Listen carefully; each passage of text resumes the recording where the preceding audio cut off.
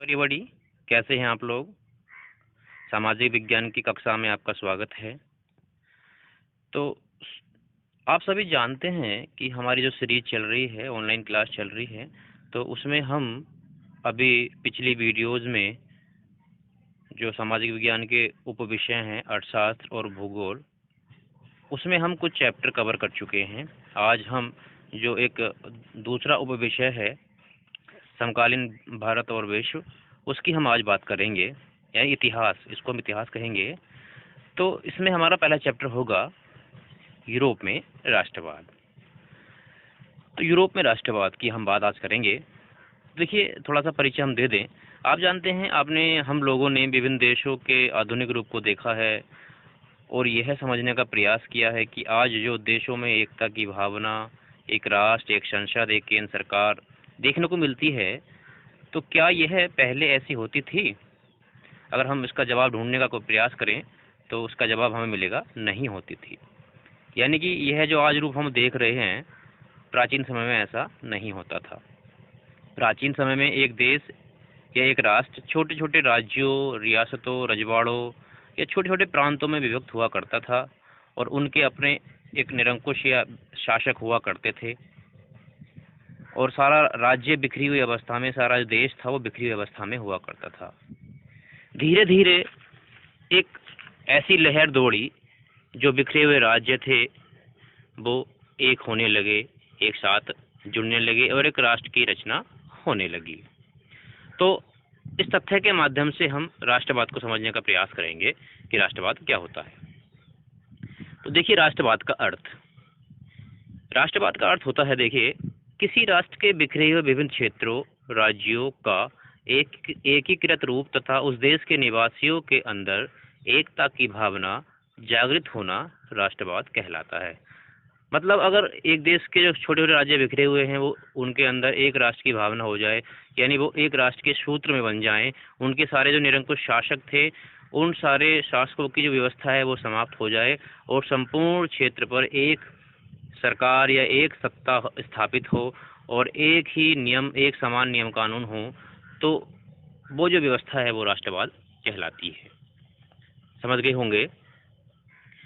तो देखिए, 19वीं शताब्दी के दौरान राष्ट्रवाद एक शक्ति के रूप में उभरा, क्योंकि राष्ट्रवाद का मतलब आप समझ चुके हैं। तो जो राष्ट्रवाद की भावना थी वो एक शक्ति के रूप में उभरी, जिसने यूरोप के बहु राष्ट्रीय वंश साम्राज्य की जगह देश राज्य के उदय का नेतृत्व किया। अर्थात जो राष्ट्रवाद की भावना है, उसने यूरोप के विभिन्न देशों के बिखरे हुए रूप को एकीकृत करके राष्ट्रवाद को आगे बढ़ाया। राष्ट्रवाद का यह क्रम फ्रांस की क्रांति, जो कि 1789 ईस्वी में हुई, उसके माध्यम से हुआ। तो इससे पहले मैं बता दूं, यूरोप एक बड़े क्षेत्र की हम बात कर रहे हैं, बड़े राज्य की हम बात कर रहे हैं, जिसमें विभिन्न छोटे छोटे देश और भी सम्मिलित हैं। तो संपूर्ण यूरोप की हम जो बात करेंगे, तो यूरोप में विभिन्न देशों में भी ये परिवर्तन हुए हैं, राष्ट्रवाद हुआ है और क्रांतियों के साथ ये राष्ट्रवाद हुआ है। तो यहाँ बात शब्द आया है क्रांति। फ्रांस की क्रांति से हमारा राष्ट्रवाद शुरू होता है। तो यहाँ सबसे पहले आपको ये समझना होगा कि क्रांति होता क्या है। क्रांति का अर्थ देखिएगा। देखिए, जब किसी देश में निवास करने वाली प्रजा या उस देश के लोग उस देश के निरंकुश शासक या राजा के खिलाफ एकजुट होकर आवाज उठाते हैं तथा उस राजा की शोषणपूर्ण व्यवस्था का विरोध करते हैं, तो यह प्रक्रिया हमारी कहलाती है क्रांति। यानी कोई राजा है, लोगों को परेशान कर रहा है, लोगों के ऊपर विभिन्न प्रकार के कर लगा रहा है, लोगों को शोषण कर रहा है। तो उस व्यवस्था में क्या होता है कि जब जो लोग शोषण का शिकार हो रहे होते हैं, तो वो राजा के खिलाफ आंदोलन करते हैं और ये कहना चाहिए इसके खिलाफ आवाज उठाते हैं। और तो ये जो आवाज उठाने की प्रक्रिया है, ये क्रांति कहलाती है। और जो लोग इस क्रियाकलाप में सम्मिलित होते हैं, उसको हम क्या कहते हैं, क्रांतिकारी कहते हैं। क्रांतिकारी का नाम सुनकर आपको समझ में आ भी गया होगा। जैसे कि हम भारत देश की अब बात करते हैं, तो भारत देश में विभिन्न प्रकार के क्रांतिकारी रहे थे। चंद्रशेखर आजाद रहे, सुभाष चंद्र बोस रहे, विभिन्न और बहुत सारे नाम है। मैं ज़्यादा लेना नहीं चाहूँगा। काफ़ी लोग ऐसे हैं जिन्होंने क्रांति में भाग दिया, क्रांतिकारी कहलाए। तो यहाँ क्रांति का मतलब आप समझ में आ गया होगा और क्रांतिकारी का मतलब भी आप लोग समझ गए होंगे। देखिए, इसी क्रम में फ्रांस की क्रांति ने पुराने राजशाही कानून व्यवस्था पर सवाल उठाया, क्योंकि हम पढ़ रहे हैं कि फ्रांस की क्रांति के माध्यम से ही राष्ट्रवाद का जो प्रक्रिया है वो शुरू होती है। तो एक लोग इसी क्रम में फ्रांस की क्रांति ने पुराने राजशाही कानून व्यवस्था पर सवाल उठाया और एक लोकप्रिय राष्ट्रवाद के विकास को प्रोत्साहित किया। 1789 ईस्वी में फ्रांस एक ऐसा राज्य था जिसके पूरे भूभाग पर एक निरंकुश राजा का शासन था। उस राजा के शासन से नाखुश होकर, यानी शासन व्यवस्था से तंग आकर, जनता ने क्रांति का बिगुल बजा दिया। यानी लोग सड़कों पर उतर आए, आंदोलन करने लगे, क्रांति करना चाहते थे, मतलब क्रांति के लिए उतर आए। क्रांति के माध्यम से राजनीतिक और संवैधानिक बदलाव हुए।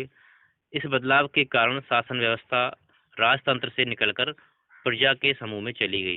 पहले यह समझ लीजिए, राजतंत्र का मतलब जो राजतंत्र होता है जिसमें जो सत्ता का कार्यधार होता है, राजा होता है, और उसमें जब दूसरा राजा बनता है तो वो उस राजा का ही जो पारिवारिक सदस्य हो सकता है, उत्तराधिकारी बनता है, उसकी व्यवस्था के बारे में बात की जा रही है। यानी कि पहले जो राजा का बेटा राजा बनेगा उसको हम राजतंत्र की व्यवस्था कहते थे। तो धीरे धीरे ये व्यवस्था परिवर्तन हुई और जो राजा बनाने की प्रक्रिया थी, या ये कहना चाहिए जो सरकार चलाने की प्रक्रिया थी, वो जनता के हाथ में, प्रजा के समूह में चली गई। यानी कि प्रजा अपने माध्यम से स्वयं एक राजा या अपना जो सत्ताधारी चुन सकती थी। क्रांति के माध्यम से यह भी घोषणा की गई कि लोग स्वयं राष्ट्र का गठन करेंगे और उसकी नीति तय करेंगे। मतलब लोग खुद अपने राजा को या अपने जो शासन व्यवस्था का अधिकारी बनाना चाहते हैं उसका चयन स्वयं करेंगे, ना कि राजतंत्र के माध्यम से होगा। प्रारंभ से ही फ्रांसीसी क्रांतिकारियों ने अनेक ऐसे कदम उठाए जिनसे फ्रांसीसी लोगों में एक सामूहिक पहचान की भावना पैदा हो सकती थी।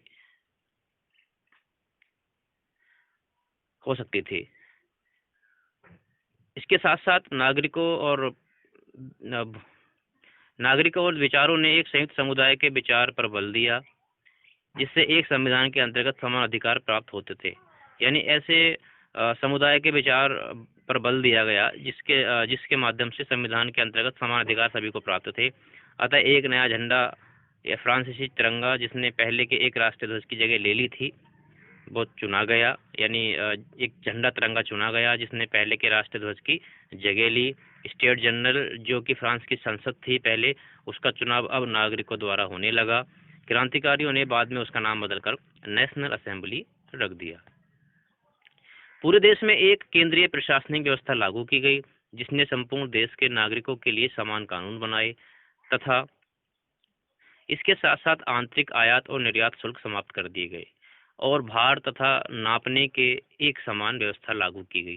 क्योंकि बता दें कि जो पहले एक राष्ट्र था, वो छोटे छोटे प्रांतों में, रजवाड़ों में बटा हुआ करता था, तो हर राज्य के भार नापने की व्यवस्था अपनी अलग हुआ करती थी, समान व्यवस्था नहीं थी।